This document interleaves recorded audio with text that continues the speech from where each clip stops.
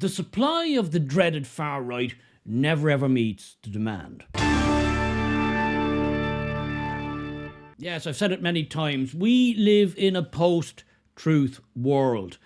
We live in a world of narratives, competing narratives. The government desperately tries to keep control of what people read, what they hear, what they see in the media, because they control the mainstream media. Now, they don't control people like me and many others on social media, even though they would desperately like to. And they're hoping one day they will, by one means or another.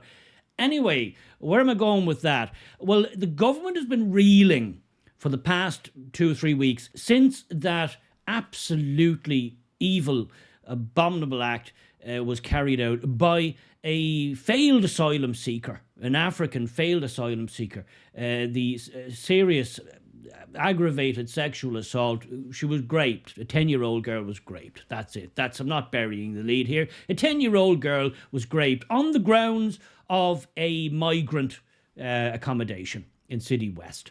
And that shocked the nation. It really did. It shocked not only the nation here, but it shocked the world. This was discussed far and wide in the world's media. They couldn't keep a lid on this. It's absolutely. In Ireland, a 10-year-old girl, a child, was raped by an illegal immigrant who had already failed his asylum process application and had been told to go. He'd been served deportation orders. Didn't go, obviously, and was left where he was. It was even discussed on the Joe Rogan show, Joe Rogan podcast with Elon Musk. There's some 10-year-old got raped in Ireland like last week. Yeah, there's literal rape They gangs. snatched some kid. Yeah. Yeah. And if you criticize it, you can get arrested. And that's where it gets insane. It's like, how are they not you protecting literally criticize people? it. I think it was the Prime Minister of Ireland actually, posted on X, because after that, some illegal migrant snatched a 10-year-old girl who was like going to school or something, and violently raped a 10-year-old girl. And there was the people were very upset about this, and they protested.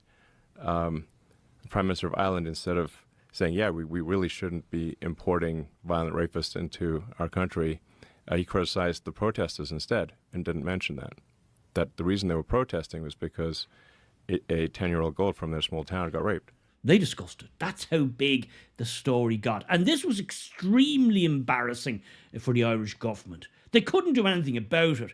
This is where they cannot defend, guys. The government, with all its spin doctors and all its money and all its propped up mainstream media, can't defend against things going viral. They just can't keep a lid on it.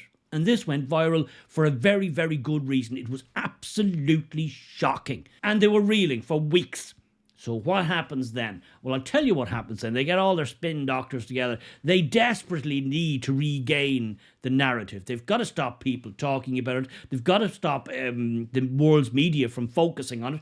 And they needed to shift onto something else. So what do they need? Well, they need the far right as usual. Enter the far right, the mythical far right. Let's get some far right stories going here. Now, we had pretty quick on the heels of this a fire that was started. Thankfully, it didn't get going, but it was started maliciously in a migrant accommodation, an iPass centre, a small iPass centre in Drogheda in County Louth. And of course, thankfully, nobody was injured very seriously in this, and a tragedy was averted thanks to the quick intervention of the Gardaí and the fire services, and that's all very, very good. I'm absolutely, I take my hat off to you people. You were there quick and you got the thing under control very fast. Excellent work. Now, of course, the usual suspects were out in force to say, aha, the far right, the racists, the bigots, there they are. They just can't help themselves, setting fire to a migrant accommodation, trying to burn women and children. Oh, the horror. Of course, Paul Murphy, that People Before Gulag's rock star, a man who doesn't even know what sex his child is. Yes, that's the level we're dealing with there with the lefties. He and others came out immediately, and of course they were with no, before any information was in, they were throwing around the dreaded far right. Oh, the far right, the far right, the far right bigots and racists and all these anti-immigrant, these people are, is there no end to their evil barbarity, trying to burn down innocent children? Now, of course, the government were quite happy with this, and they were quite happy to play along with this and let the mainstream media speculate, as they do, only in one direction. And then, of course, what happened was a statement was made by a Louth TD, Drogheda is in County Louth, stating that, well, now, there's more to this story than perhaps meets the eye. And there was. It turns out that small iPass centre was in fact owned and run by a member of what they say is a gangland, drug-related organisation, and was part of some kind of ongoing gangland feud. So in actual fact, it had nothing to do with the far right, not that there is a far right.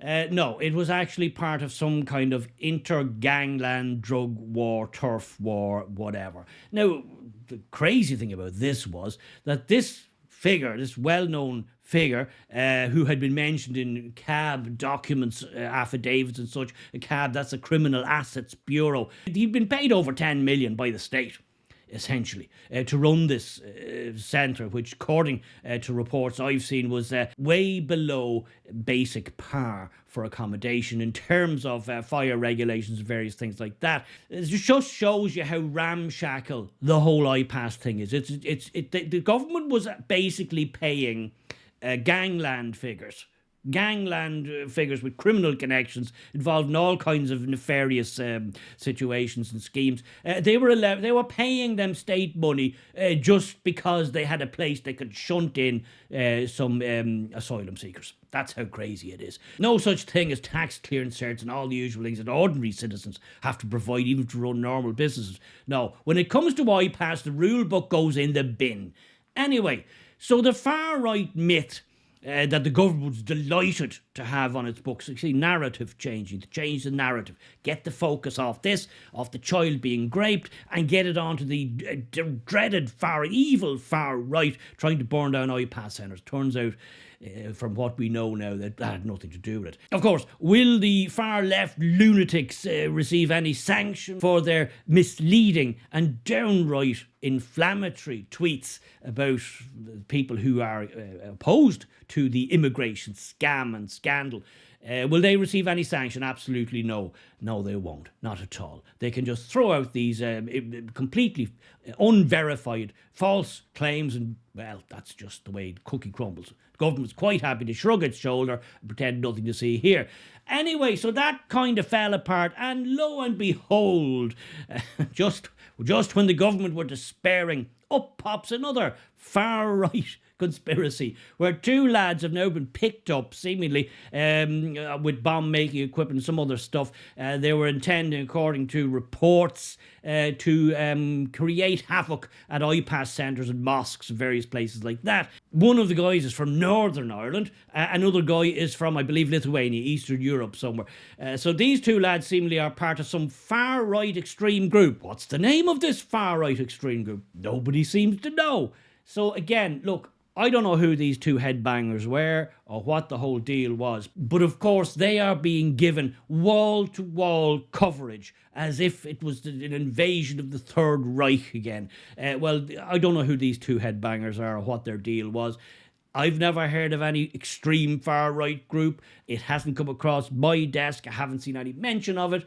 So we'll have to wait and see what way that all shakes out. But my point is simply this: the government is really on the back foot. They're backpedaling now. They've got all kinds of pressure on them because the system that they are operating is absolutely falling asunder. 80%, over 80% in a poll last week said they were absolutely unhappy with what the government was doing on immigration and how they were handling it. And they wanted the government to sort it out. Over 80%. Who represents those 80% people in Parliament? I'll tell you who. Nobody. one or two TDs, independents. Main parties, no. They're absolutely not interested in doing anything about it.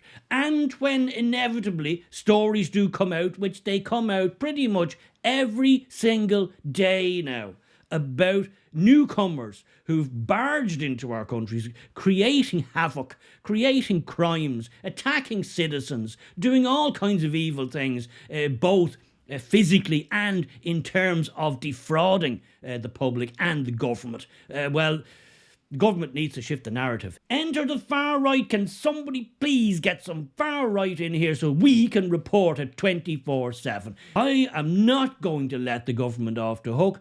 As far as I'm concerned, a 10-year-old child in state care was raped by a man who should never have been here in the first place.